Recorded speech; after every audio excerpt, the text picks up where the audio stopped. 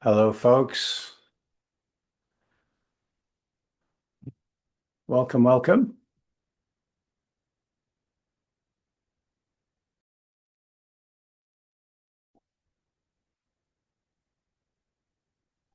Welcome to the webinar. As you're joining, just go find the chat and introduce yourselves. This is the first webinar in the run-up to GPMF this year. And one of the wonderful things about GPMF is that it's a great opportunity to network with your peers. So jump into the chat, drop your LinkedIn profile in there, introduce yourself, where you are, what you do, and go connect with your colleagues. Steve Jenner is on here. I'm delighted to see Steve. Steve is referenced in this session quite a bit, so it'll be great. Great to see Steve, and would love to see any comments that you have, Steve. Obviously, as we go through here, you are in fact the undisputed king of benefits management. So I'm now really nervous. Not to worry. So do jump in there, introduce yourself, where you're from, and what you do. If you're project manager, PMO lead, that kind of thing, kind of projects you work on. And as I say, feel free to drop your LinkedIn profiles in there, because networking is part of what this is all about. So welcome to this webinar. My name is Stuart Easton. And it's a real honor to kick off the first webinar of the season, the GPMF season. This is the first time that we've kind of done a big series of webinars building up to the big event itself in September.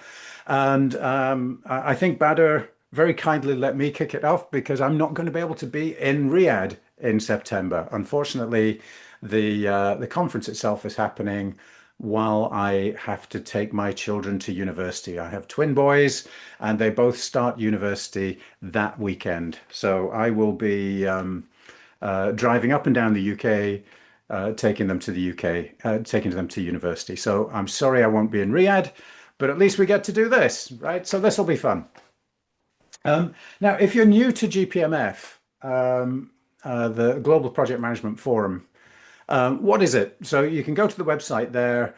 It's huge. It's the biggest, and in my opinion, frankly, the best project management community event conference in the world.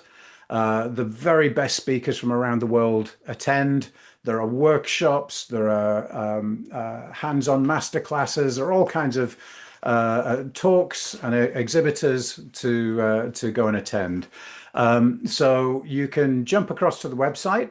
It's happening, as you can see there, in September, 19th, 20th, 21st of September in Riyadh.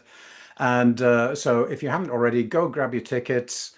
It's free to attend. And then some of the workshops that are kind of premium workshops and things like that, for which there's a small fee. So go grab your tickets and put it in your diary, block out those 3 days. It's an amazing 3 day event for anybody who's interested in project management. Now, today we're going to be focusing on how to turn investment into value, into business value.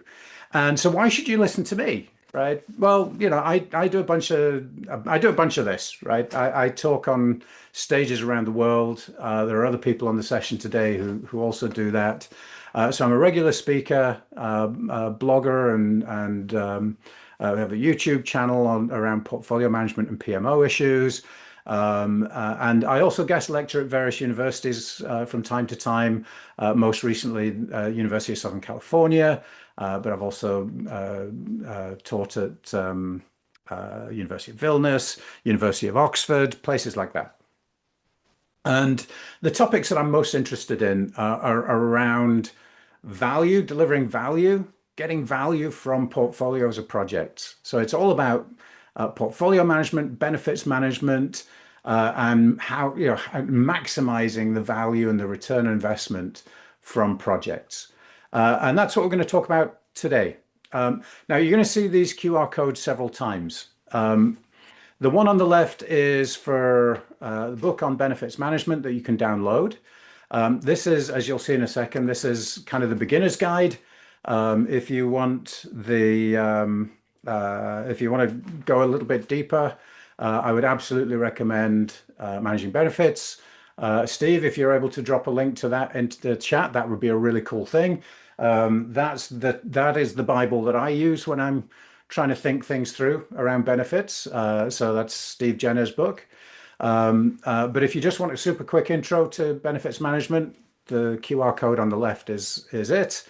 And then I'd invite anybody that really wants to get going with benefit management to book an hour with me, and I'll happily work with you around, building a business case, trying to figure out how do you get the organization to buy in, all that kind of good stuff, which you kind of need to do before you drive into doing too much planning of how to implement benefit management.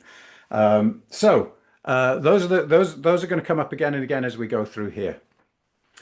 Today's goal is to get you from white belt, right? So I don't know anything, to orange belt, right? So having some knowledge, right? Enough to be able to do something, right? You can get started.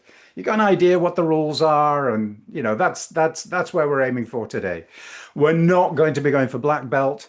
If you want black belt, buy Steve's book, do the certification, and he'll get you there. All right, so we're not aiming for black belt today. And this is the book that I was mentioning. So Steve, I don't just mention it because you happen to be on the session. I do this every time. So if you really want to dive deep, this is the book I would recommend. I've seen lots of copies of this book around the world, and every single one of them has been so well used. Some of them are falling apart. They've been that well used. And that's a sign of a good book to me. So it's a really practical. And if you want to do the certification, you can certainly do that as well. And the reason I put this up is because one of Steve's most famous sound bites is, benefits are the only thing that matters. And I couldn't agree more, right? This is the way I look at it. Some of you know me, you've seen me in the ducks and everything else. We're going to be very ducky today. But and the reason is because nobody cares about your projects. Nobody cares about your ducks, right? They're ugly ducks. They don't care about your Gantt charts. They don't care about your burn down reports. They don't care about agile or waterfall, right? The business really doesn't care about your ducks. They don't care if you have a boy duck or a girl duck. They just want eggs. They want the value. They want the benefits from the project, the business benefits from the project. Okay. They're not interested in the project itself or the deliverables. It's all about the egg. And which is why we have ducks everywhere in this presentation, which is just a fun way to kind of make it engaging. But the message is a serious message, right? It's all about the egg. It's not about the duck at all. The benefit is all that matters. And why do we care about benefits right now? Well, if you're like most people around the world, it feels like change is happening faster and faster. There's a lot of people from Saudi Arabia here, Vision 2030, 35, and so on, right? The change is happening faster and faster, but we're not getting more money and resources to do it. Very often we're finding less, right? Less resource to get stuff done. And if that's you, the only way that you can really deliver that, deliver more with the same or fewer resources, is by focusing on delivering benefits, right? Optimizing for benefits, because that's all the business cares about. They don't care how many projects you start. They don't care about how wonderful your methodology is. They just care about the benefits. So by focusing on the benefits, we can drive down the waste. So here's a really interesting statistic.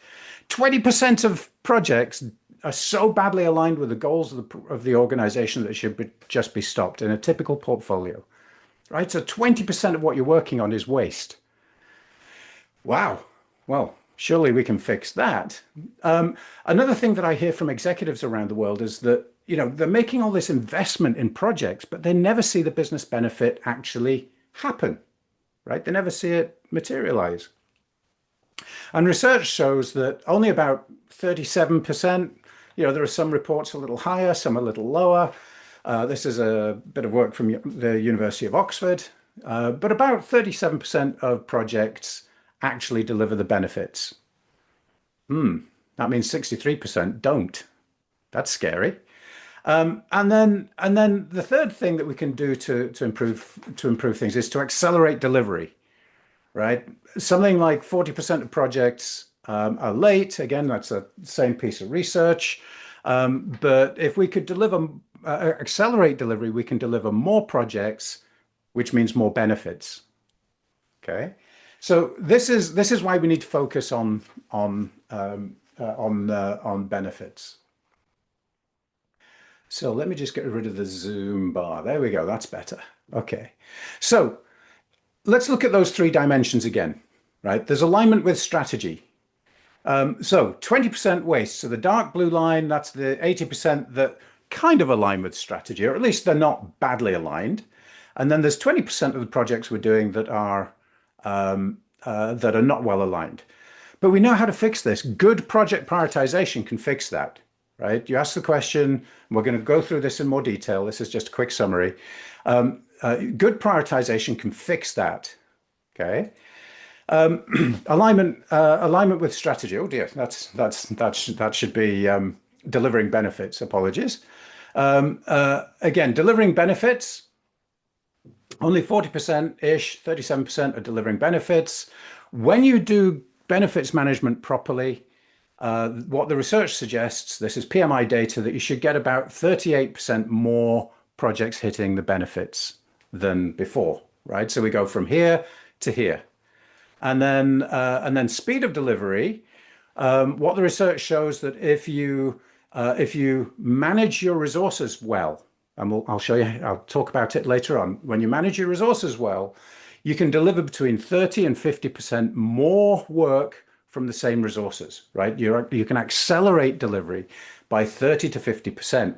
So when you put that together, it means that you go from here, right? That cube shows how much value you're delivering, right? It's alignment with strategy multiplied by how many actually deliver the benefits. That should be benefits, apologies, and then speed of delivery, right? We go from here to here.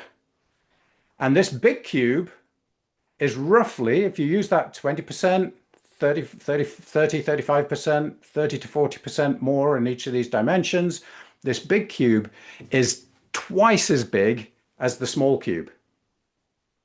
That's why we care about benefits management, right? Because we can deliver twice the value to the organization if we do this well. But very few organizations do actually do it well, right? So benefits management is so much more than just benefits realization. It's not just getting to the end of the project and saying, "Ooh, did we deliver the benefits?" Right? That's not benefits management. Okay. It's about aligning with goals, making sure that we're delivering benefits from every project and that we're accelerating delivery. When you do that, you deliver much more value to the business. So there are lots of definitions. This is the APM, PMI's definitions of what benefits management is. I find these rather boring, and so this is how I think of it. Benefits management is the process of maximizing the benefits of the whole portfolio. Now, the last couple of words are really important. It's not just about delivering benefits for a project. It's about delivering benefits for the whole portfolio. It's about maximizing the benefits from the whole portfolio. Right? Now, that's for many people, that's a different mindset. Right? If you're PMI certified, if you're PMP, you've been trained in all these methodologies and they're all great. But historically, none of that has been about how do we maximize the benefits, and certainly not at the portfolio level. Yet, if you want to deliver the maximum value, that's exactly what you need to do. And another way of saying that is we want to maximize the return on investment. And one quick caution, we're going to cover how to do this, but is that this word return on investment, people often think of as being purely financial, right? The financial benefit, cost savings or extra revenue minus the cost of the project divided by the cost. That's your ROI. But actually, what we're going to talk about today is how we maximize the ROI, the benefits divided by cost. Because the benefits could include some things that aren't financial, right? It might be about market share, it might be about environmental impact, or it might be about societal impact. And this is so important that the NHS, this is the National Health Service in the UK, even published a book on this, how to think about return on investment in an environment where a lot of the value is non-financial. So we're trying to maximize ROI, but the R might not just be financial. Now, there are lots of frameworks that talk about benefit management. They're all good for different reasons. And they all fundamentally boil down to something like this, right? So this is a simplified version of what most of those frameworks say, right? What they basically say is you've got to define your goals as a business, select the portfolio that's aligned with the goals, so select the projects that really contribute the most, make a plan to deliver benefits, not a plan to deliver projects, but to deliver benefits. They're not the same thing. Then you have to actually execute the plan, right, to realize those benefits, and then sustain those benefits into the organization, right, over time. And so I think of this as being sort of three chunks. There's what we traditionally call portfolio management. There's project management and change management. And then there's kind of a business reporting, business culture kind of thing going on at the end here to sustain it. So before we get into this, let's very quickly define what a benefit is. So this is from the UK Cabinet Office, who published Managing Successful Projects, MSP. This has gone on to form the backbone of lots of various different standards around the world. And so it's quite a good starting place. So they talk about benefits as being a measurable improvement resulting from an outcome that's seen as an advantage by one or more stakeholders, and is aligned with objectives, organizational objectives. Now, it's interesting, there's all these different words in here: measurable improvement, outcome, stakeholders, organizational objectives. Nowhere in that definition does it say project, right? The ducks aren't in that statement. I guess they are. They're in the outcomes. The duck delivers the outcomes, right? What this statement is about is the egg, right? What this is basically saying is that benefits management is asking the question, how do we maximize the eggs, right? How do we maximize the value in the organization? So let's start off with kind of the value chain, right? To help define benefits. Definitions are tricky things, especially when you have an audience that's not a native English speaker. So I'm going to cover this by giving you a couple of examples. So where most project managers think is here. They think in outputs, right? In this case, it's some training. It's some cybersecurity training, right? The output is the training. There's a little project that ran up to it. We planned it. We organized it. We did everything. And then we delivered it. We delivered the training. Hurrah! As a project manager, I've done my job. No, you haven't, right? All you've done is you've delivered an output. What that output has done is it's enabled an outcome, right? As an organization, we're now able to do something that we couldn't do before. In this case, we're able to spot phishing attempts, right? So a fraud attempt. But even that's not the benefit, right? That's just a capability that we've got. The real benefit is that the criminals didn't get our money, right? They didn't steal our money. All right, so I like to think of it in these three steps. Actually, Steve's on here. He sometimes, or usually simplifies it down to two steps. But what's a benefit? This is a whole discussion that can take a long time. So to keep it simple, I like to think of it in these three steps, right? You have the output, which is the thing you did the project. It's the output of the project. It's the artifacts, the deliverables, the features. The outcome, what's the capability that we now have, the new capability that the organization has, and then the benefit, right, is the business impact of that. So let's try another example. Okay, in a hospital, we deliver a new X-ray machine. The X-ray machine is working. That's the output. Hurrah! The outcome is that we can now take faster X-rays, right? That's the capability that we now have. But the benefit is that patients are treated faster. That makes them happier. That's good. Better satisfaction, frees up beds quicker in the hospital, and it leads to better health outcomes. Now, you'll notice we've actually got several benefits here coming from one project.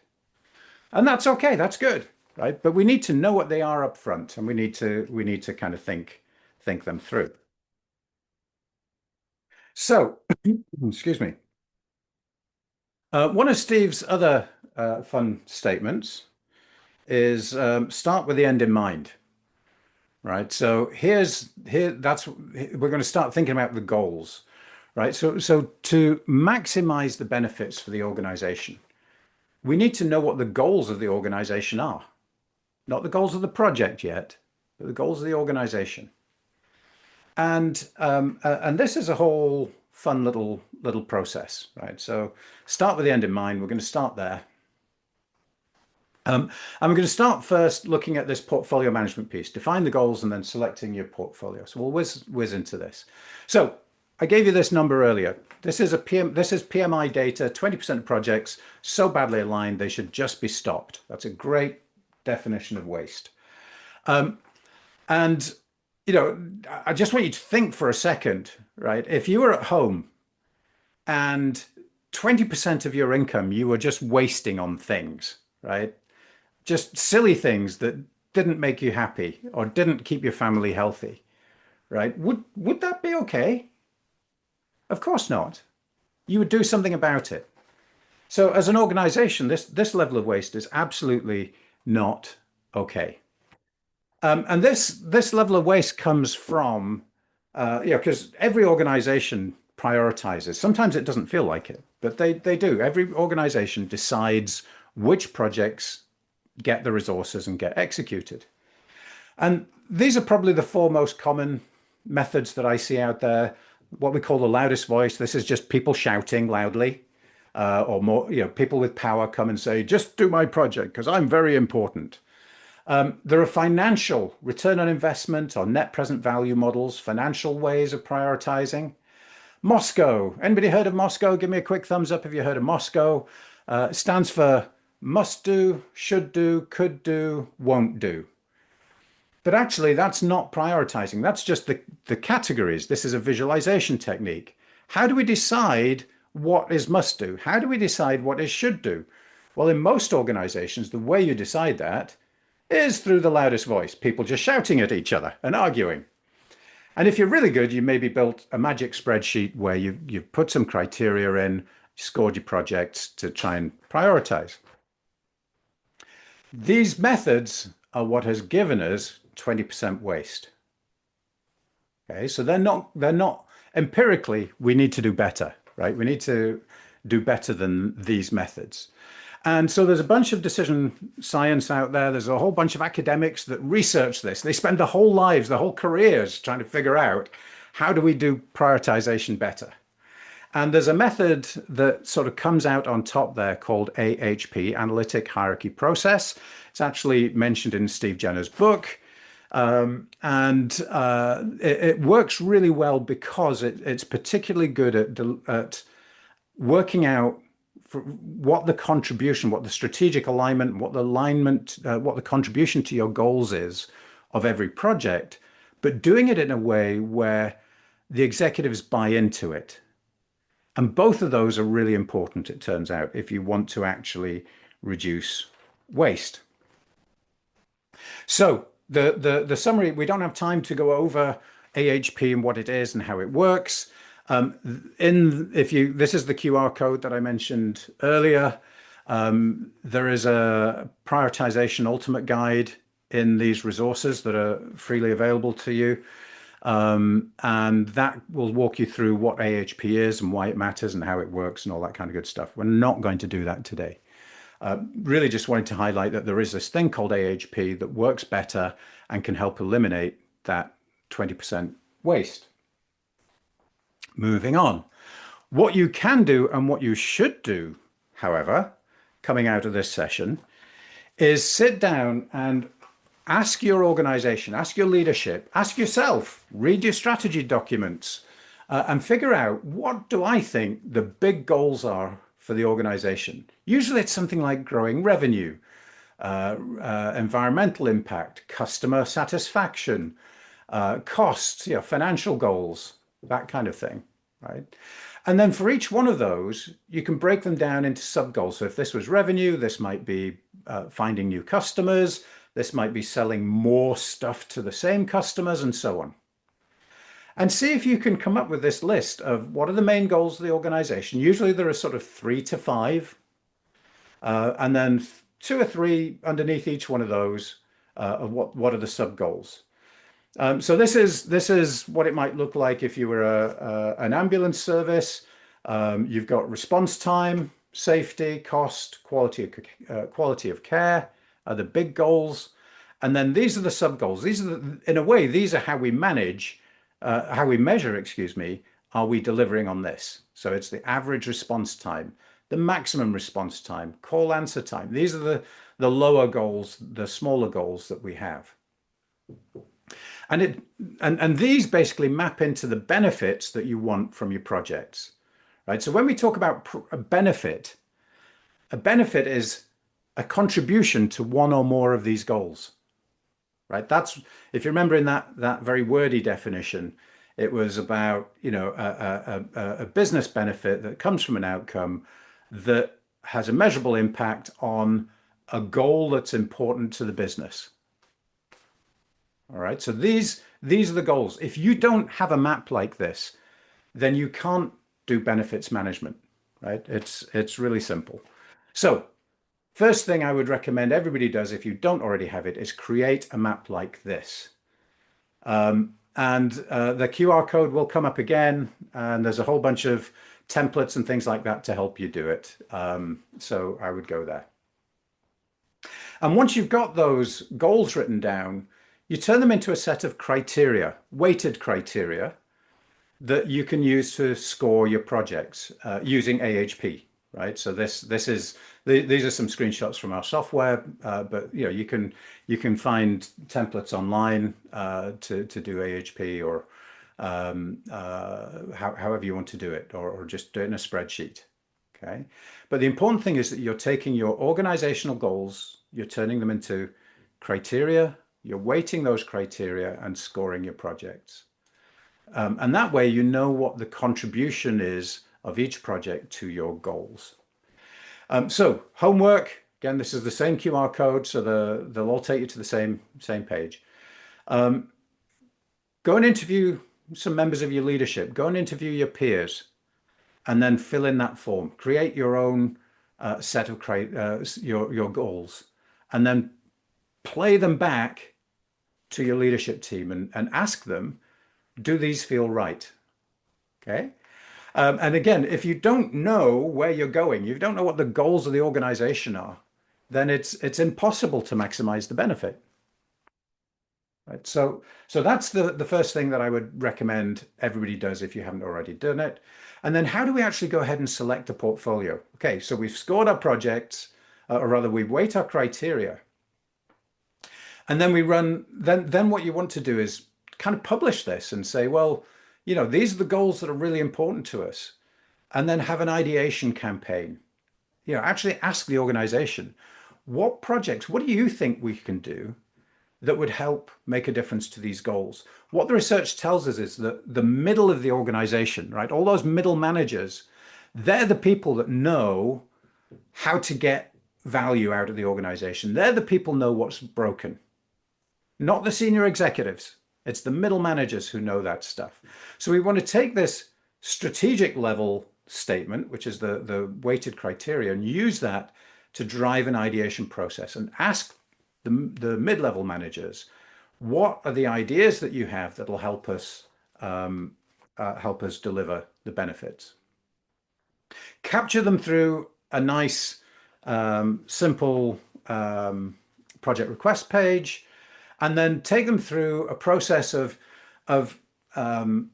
it doesn't need to be this short, but a process where you're going to evaluate them, knock projects out, score them, but do it in stage gates. right? So don't try and score everything and do deep, deep business case for every single idea, right? Check the idea first. If it's a silly idea, throw it away, right? Don't invest any time in it. Just throw it away.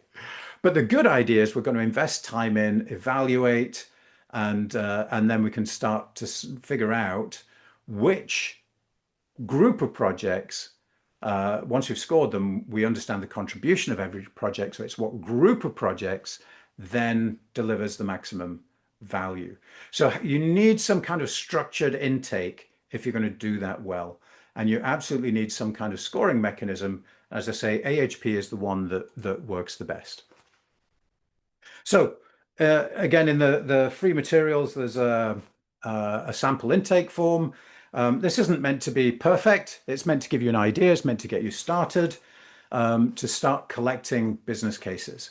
And if you're not doing that today, I would suggest you start quite quickly collecting business cases for every single project. Now, the point of doing all of this is so that we can pick the group of projects that maximize the benefits while staying inside our constraints, right? Our goal isn't really about be on budget. It's not even, it's not about maximizing the utilization of our resources. It's about how do we maximize the benefits while staying within our constraints, budget and people, that kind of thing.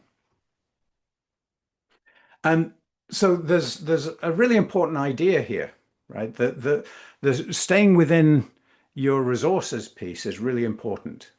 So when you add projects, right, you add more load, you add projects, you get more benefit, right? This is the amount of benefit delivered. You get more benefit. But at some point, your people start to get so busy and your projects start competing for resources. And then adding more projects beyond there doesn't add value, it destroys value. People spend more and more time fixing problems and fighting for resources and updating people that your productivity drops off. And it drops off really quickly. And this usually happens at around about 80 to 85% utilization rate. Okay. So if your people are utilized more than that, you've got a problem. And most organizations are somewhere over here, right? But when you use AHP, right, first of all, we have a higher hill because we've eliminated a bunch of that waste. And what we can do is we can use that to say no to projects, or at least to say not yet, and to work out what group of projects puts us on top of the hill, maximum value, given the constraints that we have.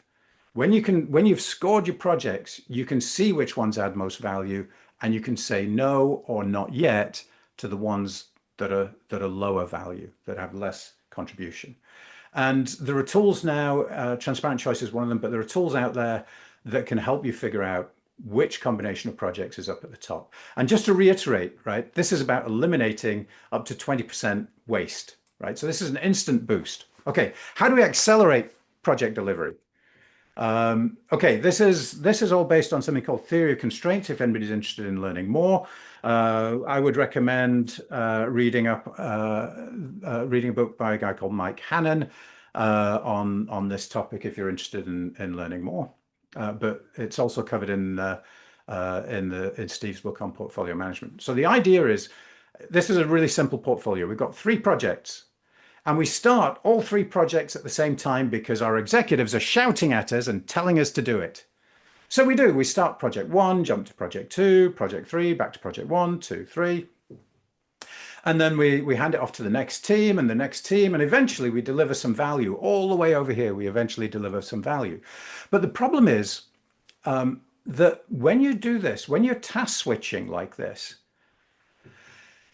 you're losing capacity, right? You're inefficient. Up to 40% of your capacity is lost due to task switching, right? So just think about your own life, right? When you've got 15 things you're trying to do all at once, you know you're being inefficient when you're jumping between them and giving, you're having to give people 10 different updates every day. And, your time just gets lost and you're not productive. Same thing happens in the portfolio when your delivery resources are hopping around from project to project. So, what's the alternative? Well, instead of doing this, let's do this. Let's focus on project one and then only start project two when we know we've got resources to deliver it, and only start project three when we know we've got resources to deliver it. Now, there's a couple of really cool things have happened here. First of all, we've delivered these projects earlier, so we're getting more value. The second really cool thing is that we now, because our people aren't task switching, we get our 40% capacity back, which means we get to deliver more projects. Now, what the research tells us is that when you do this and you do it well, you get between 30 and 50% more velocity, 30 to 50% more projects done using the same resources. Think about that for a second. You could, if you use these sorts of techniques, you could accelerate and deliver more business value, 30 to 50% more business value from the same resources. And again, there are tools from Transparent Choice and others that can help you optimize your portfolio to do this. All right, so we've done the first bit. Now let's start thinking about, we've talked about which projects, and at the portfolio level, if we reorganize how we deliver, the order in which we deliver, and we stagger our projects, we're going to get more projects complete. Now we need to make sure that we actually land the benefits for each project. Okay, so this is all at the portfolio level. We're now going to the project level to see how we can deliver more. So what we're going to do is we're going to go through, we're going to look at project management, change management, benefits, governance, and measurement and realization. We're going to go through those 4 steps. And we all know, everybody on this call knows how to do project management. I don't need to spend any time telling you guys how to manage projects. But there are some things you do differently when you have a benefits focus. And I'm going to focus on that. Okay. So back to Steve, start with the end in mind. And for a project, it starts with the business case, right? So we should be writing down, why this project, right? So what's the pain we're fixing? What are the benefits, costs, risks, that kind of thing. But when you have a more benefits mindset, you probably want a slightly bigger business case, right? So the why and the costs, that's fine. But the benefits, we're going to go into a bit more detail. We're not just going to say, oh yeah, we're going to grow revenue. We're going to say, well, we're going to grow revenue by this much, and we're going to support customer acquisition, but like this way, right? And what that contribution looks like. Risks, we're going to do a bit more work on some of those risks, particularly around stakeholders. I'll come to that in a second. And we probably want to think about change management right up front, right? Before we ever get into the project. Is there anything in the change management? Are there any impact on those stakeholders, for example, that would put the benefit at risk that we should be thinking about in the business case? Okay, so it starts off by really going from business case to benefit plan, right? Think about this as a tool to help you think about, what do I need to do to land the benefit before you even begin the project. So it might look something like this, right? Where you've got a benefit register for your project, where you have benefit 1, 2, 3. You've got a description. What's the goal? What's the baseline? How achievable is it? Who's the owner? And so on. Okay. And then on top of that, it's a really good idea, I think, to spend some time thinking about the stakeholders within a project. So here's the benefit that was in the benefit register. So what are the processes and people that are affected, right? What do we need to change, and who's affected by this project that we're going to do to achieve this benefit?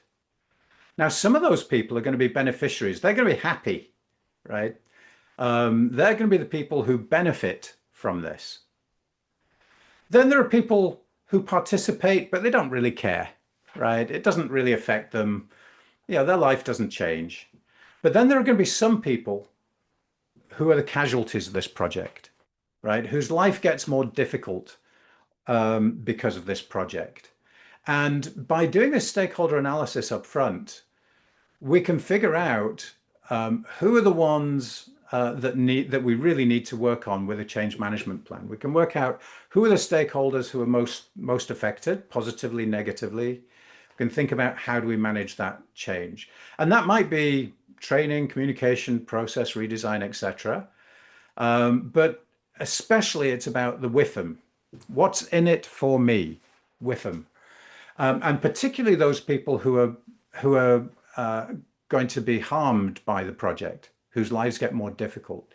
You need to think about the change management plan for them because they can kill the benefit. They can kill the benefit. They can withhold resources. They can withhold expertise. They can not adopt the solution that you put in place. If they don't adopt it, you don't get the benefit. So really doing that stakeholder work up front lets you identify where are the biggest risks coming from the stakeholders so that you can start to address them. So, in terms of project management, right, we know how to manage risks and then there's all the normal project management risks, but now we're explicitly saying, hey, let's think about the stakeholders and then we go through and we score our risks and you create a risk register and so on. You guys know how to do that. I'm not going to tell you how to do that. So again, there's a simple template that you can download at the end. So we've planned for the benefits. Now we're going to do the project, execute the project. And the big difference, I think, to me, at a simple level anyway, between normal project management and benefits project management is in the change management and the governance. Okay. So let's look at those independently. So the change management. So if the project is we're going to build a bridge, right? Change management is making sure that we've got the signs and the railings on the bridge so that the people can actually use the bridge safely. All right. So the change management is about helping the people use the bridge safely or adopt the bridge. Okay. And it starts with understanding the benefit for each of those for the project, who are the stakeholders, convert it into risk like we talked about, and then having that plan. And the plan is really built around this idea of what's in it for me, and what do I need to change in order to enable people to adopt the outputs of the project and turn them into benefits, right? To take the outputs, turn them into outcomes, and then that materializes as benefits when people use those outcomes. So, so it's about going through these steps and being really explicit about this, engaging change management as a process. If you don't have a change management team, go and read about change management and figure out how you can implement that in your organization.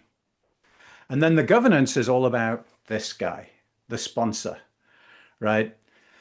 The sponsor is ultimately accountable for the benefit. That means that they should be able to make decisions. They should be able to affect resources and so on. Now, for many people, this is what they think of as governance. It's the process police. We're going to come in and we've got a methodology. Are you following the methodology? Because that's what we mean by governance, right? Is this methodology and everybody's got to follow it. And unfortunately, the research says that this kind of compliance-centric governance has little to no impact on the business outcomes. It can help you deliver projects on time. It can help you deliver them on budget, but it has almost no effect on the benefits, assuming that you've got a basic level of project management maturity in place, right? If you've got no project management maturity in place, you need to spend some time on that, right? But assuming you've got the basics of project management in place, this kind of focus on compliance doesn't really drive benefits. What does drive benefits is focusing on making sure that we've got clear decision-making authority in the project manager. We know what the project manager can decide, what the sponsor can decide, what the portfolio board can decide. And that all of those decisions are focused on the benefits, not on the project, not on the outputs, but on the benefits. And then the project management and the PMO team should be curating, they should be filtering out the noise so that the decision makers know which decisions are the most important decisions that are going to help support the benefit. Okay. And then focusing all of that around the key decisions in the project. When you do these things, governance becomes much better. And typical PPM tools, in my view, deliver far too much data and noise about projects, and they don't deliver enough visibility around benefits. So I always encourage people to think of dashboards like this, where you have very clear, what's our progress towards our benefit? What are the deliverables that are going to contribute, the milestones that are going to add to the benefit? And what's the status of those, right? So that we can focus on this red one here because, it's a medium-sized benefit, and this yellow one because it's a large benefit. But we're not going to worry about this one because it's quite a small benefit right over here. We're not going to worry about this one here for now. Okay. So it's about focusing on reporting on benefits. What are the decisions we need to make to turn this from yellow, or decisions or actions we need to take to turn this from red to green, and so on. Right. So it's a subtly different way of thinking. We're not reporting on tasks, and maybe not even project RAG status. That's on page 2 or page 3. But page 1 should be all about the benefit. And don't forget to report that at the portfolio level as well, because if you remember, a lot of the value is being driven at this portfolio level, and the project bit is about implementing that. Quick adjustment around hopefully how you think about assurance. Again, within governance, most people think of it as a compliance audit, right? So you're turning over stones, you're looking under the stones, and you're trying to find the horrible monster, and then say, you're not complying with our process, right? Sometimes that's important if you have regulatory things you have to do, but in terms of project benefits, that's not what adds the value. What you should be doing in assurance is focus on collecting the information to support decision making. Okay, so there's no right way to do assurance. If you're doing assurance, if you're collecting information that supports decision making for that executive sponsor, then you're doing it right for your organization. So it's about asking yourselves, what are the decisions we need to make? What are the key decisions? And what information is going to give the decision maker the confidence to make that decision? That's where you want to be focusing your assurance effort. Of course, it can also help project managers.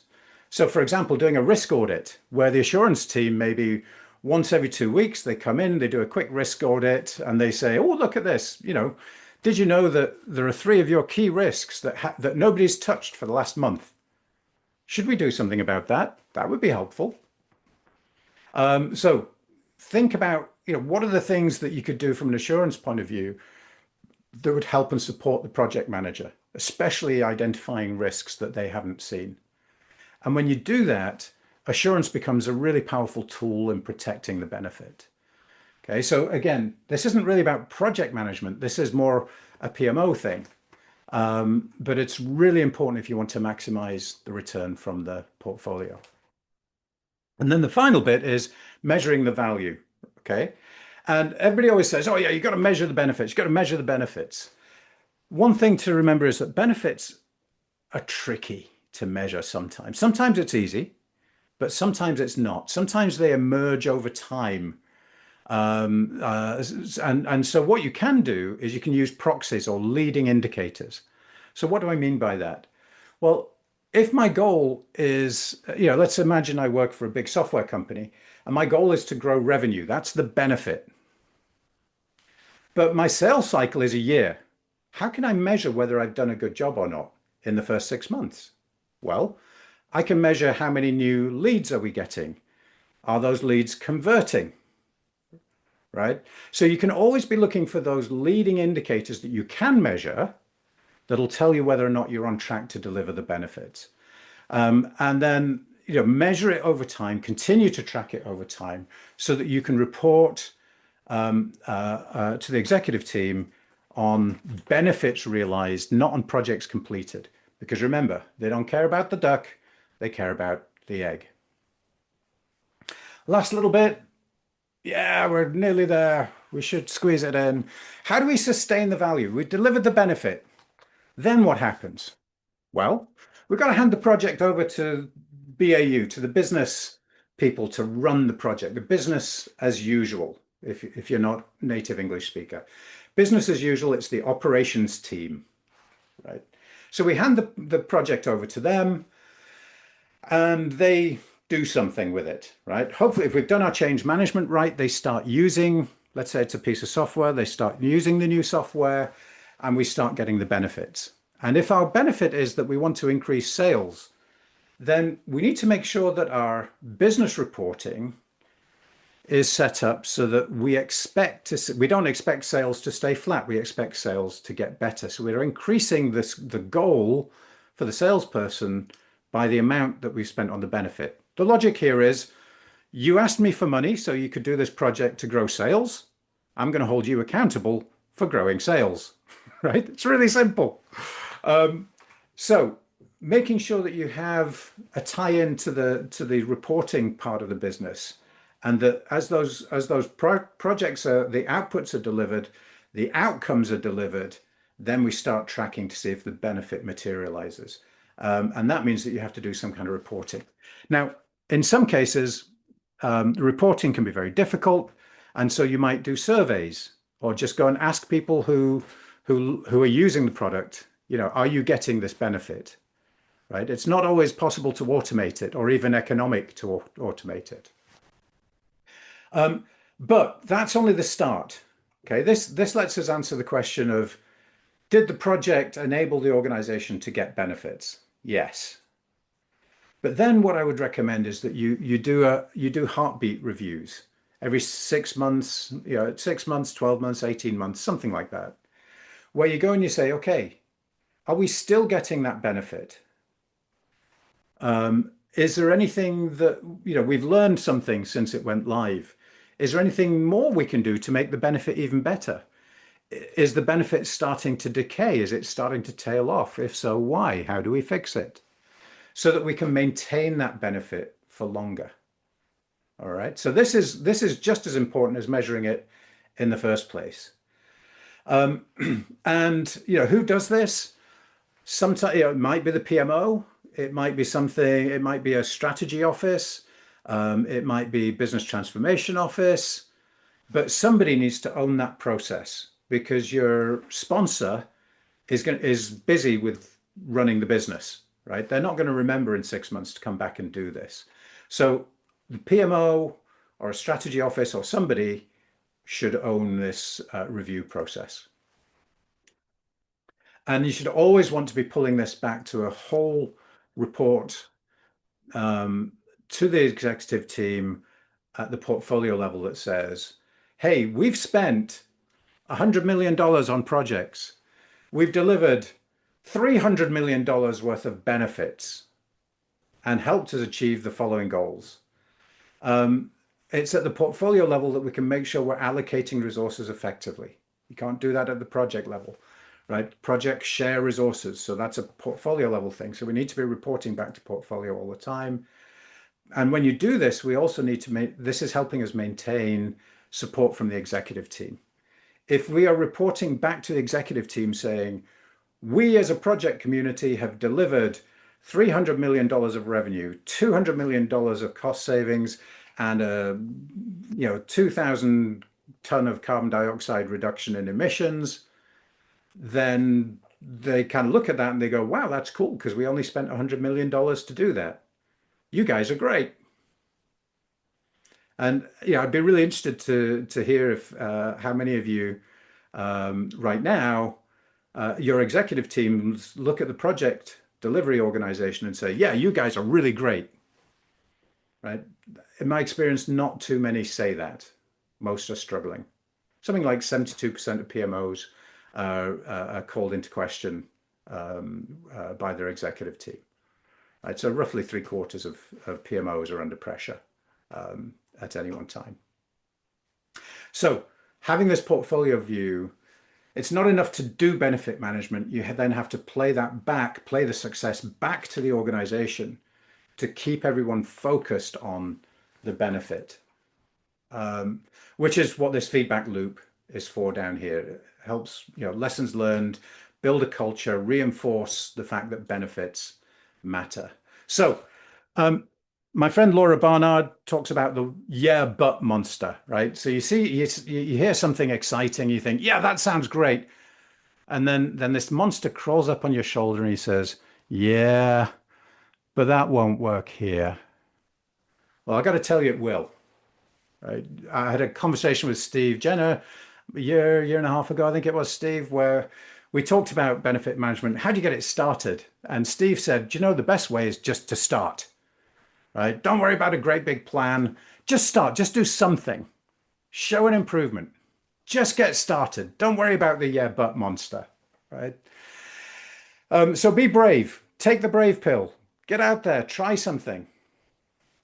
And my first recommendation generally is define the goals and the sub goals. So and because then at least you understand what benefits the organization wants to achieve. Fix your intake process so you don't have too many projects, right? If you can fix one thing, fix that. That will have an immediate large effect on your ability to execute if you can stop overloading your teams. And then the third thing would be to focus on moving from a business case to a benefits plan. Okay, just go pick your favorite project manager, right? Whoever it is in your organization that's, you know who they are, right? They're the ones who are always the first to say, "Yeah, I'll try that." They're always the first to give you feedback when something's working, and they're also the first to give you feedback when it's not working, right? Go find that project manager, sit down with them and work through one, maybe two projects and turn the business case into a benefits plan and then follow that plan through. When it works, use that feedback loop to show everyone else, "Hey, look, this worked. This made a difference. It's not perfect. We've got some fine tuning to do." Yeah, I love that. Keep reassessment right at every stage. Feedback, learn from it, improve it. But these three steps. This is about knowing where you're going. This is about fixing overload of your people, which is a really quick win. And then this is about actually executing. Go find someone to take that journey with you once or twice and prove that it works. That's how I would begin. So there we go. That's a lot to get through in an hour, right? That's a huge amount. If you want to take your time and go through it again, um, scan this QR code, download the book, and the book has pretty much everything we just talked about in there, and you can take your time and go through it in a little bit more detail.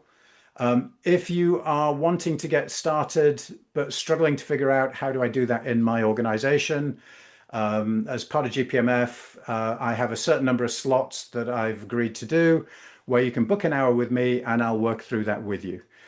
So use this QR code and you can go and do that. So if you want to go from theory into practice, scan that code, book a meeting, let's talk. With that, I just want to thank the GPMF team. I do this every year when I'm on stage. When you're if you haven't been to GPMF, some of those stages are pretty big. And when you're on there and people are very polite in Saudi Arabia, right? They always applaud you at the end. And I always say the applause isn't for me, it's for all of the people, the hundreds of people who volunteered their time to organize, run the GPMF event. It is, in my view, the best event, project management event in the world, certainly one of the biggest. And so those volunteers are the ones who get the round of applause. So thank you everybody for attending. Don't forget to go and book your tickets for GPMF and block out the 19th, 20th, and 21st of September in Riyadh. I won't see you there, but there'll be plenty of my really good friends there to meet you and greet you, both from Saudi Arabia and from around the world. So thank you everyone for your time, and I look forward to speaking with some of you soon.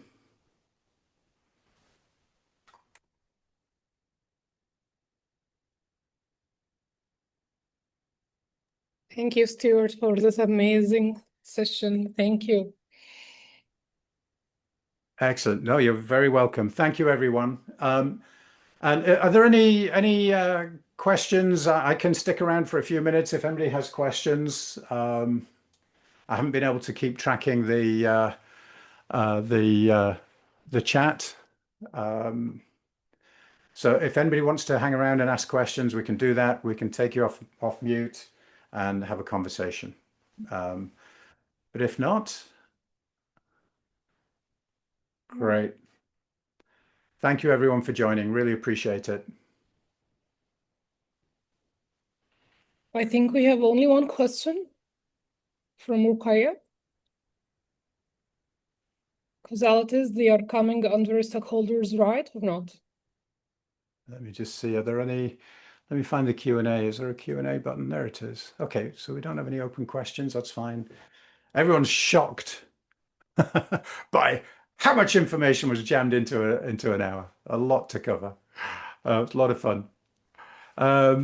Mohammed, are you looking to ask a question? Can we unmute Mohammed there?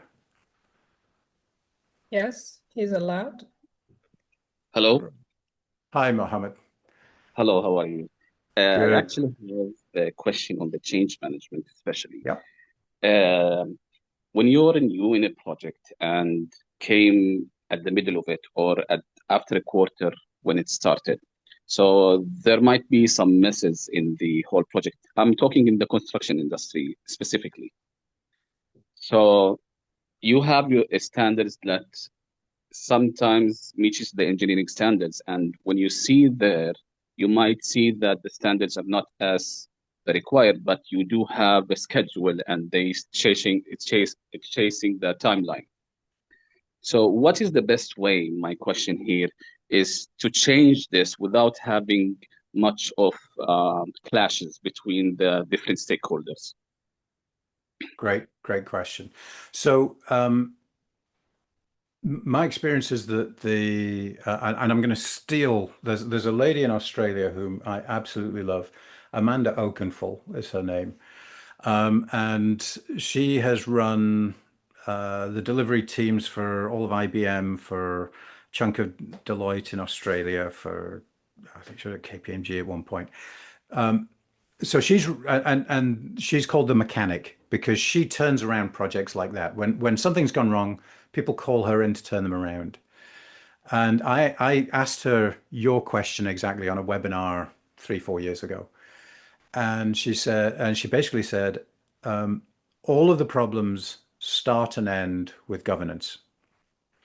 So if so in that situation, I would start by making sure that you've got a handle on, do we know who can make what decisions? Do we know when we need to escalate? Are people making decisions? Do we have the information we need to make decisions? And one of those decisions might be around, right? So there's the change management process within the governance team. And fundamentally, that comes down to them helping them understand how what the impact of decision making is on the project. There's a direct correlation between good, rapid decision making and successful outcomes.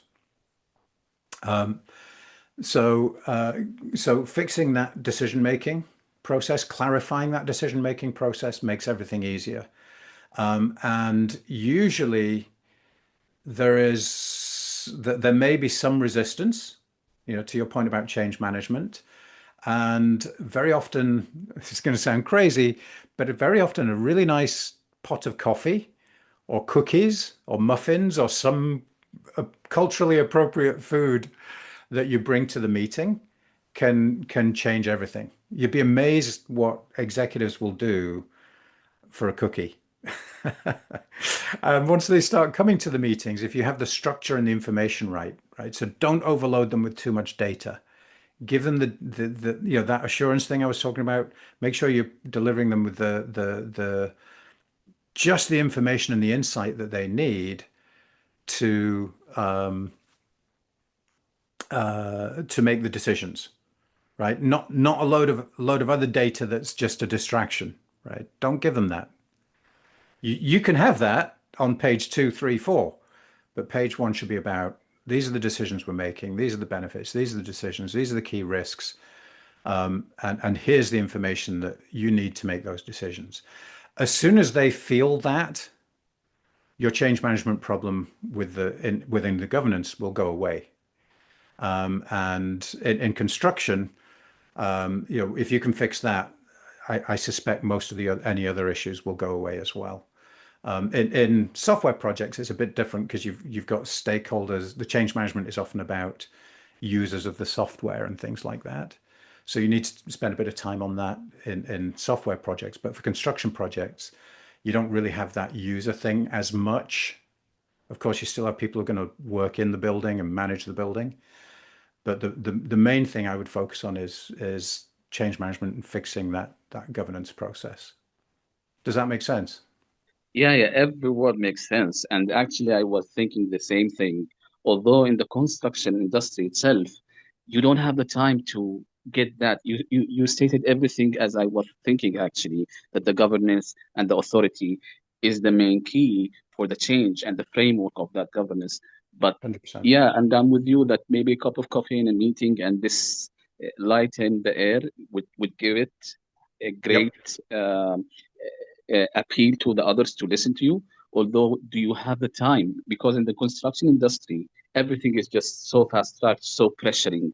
The timing that you want to explain, you're already ahead. They're already in their path. This where I'm stuck in actually. They're already pushing, pushing, pushing. So even Yep. if you explain that time is already being wasted and they're already going ahead and the clashes are already happening, like the issues are already happening. So, but I'm with you. But it's still at that point, even if the time is being consumed, you still have to do that because yes, you will suffer for some casualties for like a certain period of time, but at least you will pick it up from the middle. And This the is way where I it's and the way I explain that to them, Mohammed, is, you can spend an hour up front on good governance, or you can spend 10 hours afterwards fixing something that's broken. exactly, Which would you rather exactly. do, right? I choose the 1 hour for sure. It's Absolutely. actually, yeah. Thank you actually for saying that. It's Yeah. amazing. Yeah. Okay, cool. We've got a couple other questions as well. What's the difference between impact, value, benefit? Impact's one of those words that different people use differently, so I'm gonna ignore that one. I tend to use impact to mean the same thing as benefit. Value, again, it gets used a couple of different ways. There's sort of the normal everyday way of talking about value, in which case it's sort of the same as a benefit. But the formal way of talking about value around projects is that it's the was it worth it, right? So it's the benefit minus the cost, if you like. And it's a very difficult thing to measure in my view, because was it worth it as a question? Well, it depends what your benefits were and how you value those benefits. So I tend to think of impact as being very similar to the benefits, and then value officially is the value for money, or the benefit minus the cost of the project. So it's great that you delivered a benefit, but did you deliver more benefit than the project cost? That's kind of the technical difference between them. But people use those words in all kinds of different ways, Mohammed. And I would love it if everybody used them the same way, but the real world is that they don't. And the other question, oh, same from Mohammed as well. We have asked a question. Also, yes, was from Maimuna also. Okay, you could answer the second question of Maham. Perfect. How can I ensure Everyone. specific benefits realized from specific projects? Because we project or some Hello. other things. Aha. Ah, yes. Hi. Hello. Hi. First of all, thank you for this webinar. I really have been waiting for it for since I received the email. Second thing, I work with a company, a British company that specializes in energy industry. What I want to know from you, and based on your experience, Mr. Stuart, is that I work in the commercial department. So I have the PMB and I am deeply interested with the project management. And I learned from your background or your experience that is there a path career or is there a step that I may take? It will select to or it will lead me to work in a project rather than measuring the cost and defining the scope before the consultant team get into the start the project with the client. So make sure I've understood the question. So is the question, how do I get go from the commercial side into the actual project management and execution side? Was that the question? Definitely, yeah. Yeah. Okay, cool. Well, I think you've taken the first step already, which is that you've kind of decided that's something you want to do. And you know, it's a somewhat culturally dependent answer. So some cultures, some company cultures, they the organization wants to develop its people, and if that's your organization, I would just go have a conversation with your boss or the person who runs project teams and say, hey, listen, I'm interested in doing this. What training should I do? How can I get involved? If you're working for the kind of organization that doesn't do that, then I would book time on the 19th, 20th, and 21st of September to go to the GPMF and learn as much as you can from the people there, so that you're in a position to go and talk from knowledge, right? If you're going to people saying, I'd like to learn that, that's one thing. But if you go to them saying, I already understand these things, and by the way, I have an opinion, and that's going to be much more valuable. People are going to respond to that much better, I think. And if your organization really doesn't like people developing their careers, this is going to sound really harsh, but I would go and look for another job in an organization that does value you and value your professional development. Well, I love my work. I am so comfortable in the environment, definitely. And it just that the way that I'm interested, and I'm deeply interested with the projects and the results and etc. So I will not. It's not even an option to look for another job. Definitely, I will stick with the commercial, and I will get myself develop into this department or into this path career specifically. But I just want to know that if there is any skills or any adjust or guidance based your experience, definitely, that you think it may really, when I get promoted, for example, and after that I may look for another Yeah. job, or maybe I will be accurate already with another company. But I meant, like, I would love to focus on skills. It depends on my current situation. So would Yeah. you guide me regarding this, please? So I think there are two areas I would focus on. One would be formal project management type training. And GPMF is a really good place to start. Or you could reach out to, the PMI obviously does certifications. The PMP is kind of the gold standard for project management. I have it already, yeah. Perfect. So you got that. So I would, yeah. So if you've got PMP, I would go and get to GPMF and start to think about the business application of it. Hmm. And then the second thing is, if you're on the commercial side, you probably have a good feel for this already. But one area that many project managers don't develop enough is their business acumen, right? Is the understanding of the business itself, how the business works, what the problems are in the business, what the key big goals of the business are, and make sure that you understand what is the impact, what is the benefit of the project that you would be working on to the organization, and what are the processes that it's going to touch, and how do you make those better. So I speak to lots of project managers who are PMPs, and they're really good at the process, right? But they've no idea why they're doing it. And, Yeah. and to the business, that's no use, right? You need someone who can actually deliver the benefit, not just deliver the outputs. Yeah, with a strong foundation of knowledge, definitely.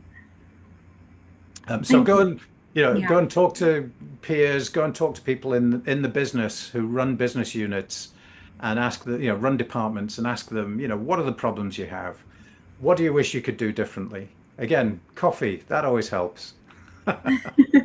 Yeah, in Saudi, we are admired for coffee, definitely. Thank Absolutely. you. Yeah, yeah, yeah. Thank you for your Good luck. time, and I Good really luck. appreciate it. Good Have a luck. good day. Bye bye.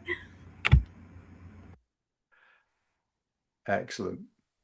Very good. Um, let's see. Do we have time for more questions, or should we wrap it up? I'm not sure what the. According to your time, for sure. I'm sorry, say again. According to your time. I think we have Okay. passed the time All by right, 15 minutes. let's do one more. I don't know if there's someone with a hand up, or we can pick one from the Q&A. What do you prefer? Okay, from Q&A. Perfect. Just reading the questions. Okay, so Mohammed's asked a really good question about how can I ensure the specific benefits realized from a specific project, because it could be from other projects or something else. So I'll give you a great example of this is Net Promoter Score, right? So customer satisfaction, basically. Customer satisfaction is affected by all kinds of things that have got nothing to do with your project. And the signal, the effect that these other things have on customer satisfaction are usually much bigger than anything your project can achieve on its own. So how do you measure the benefits? And I think this is where you go with this approach of measuring, it's impossible to measure the actual benefit in that kind of situation. But what you can try and do is identify specific leading indicators, right? So for example, if you have been collecting customer data, and one of the things that makes customers grumpy is that you've delivered the project late, right? So if you've done some research and you found that out, then if you reduce the number of late deliveries, you can be pretty sure that that's going to improve customer happiness, right, with your product and your service. So you can't actually measure the impact directly, but you can measure the impact on that thing, which is the late deliveries that drives unhappiness. And if you find enough of those things and you improve all of those things, then eventually you'll see that as a signal in the overall customer happiness. So sometimes it's really difficult, right? At no point did I say this was going to be an easy journey. But it is actually quite quick and easy to get the basics in place and to make a big improvement. Don't let some of those difficult edge cases scare you off. Take your brave pill and dive in and get started. Good stuff. All right, I think we should probably call Yes. it a day there. I want to thank you all again. Gosh, quite a few people still there. So thank you all for sticking around. And do reach out, do book time with me if you want to get started on benefits, but you're trying to figure out how to get going. And yeah, and have a great time at GPMF. I'm really jealous. I'm really jealous. Great. Thank you, everyone. Thank you. Goodbye, everyone.